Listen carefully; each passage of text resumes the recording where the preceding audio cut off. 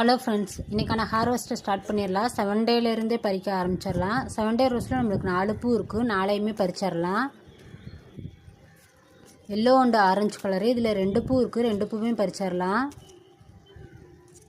சாண்டில் colour rose, அதில் 1 இருக்குது, பறிச்சுக்கலாம்.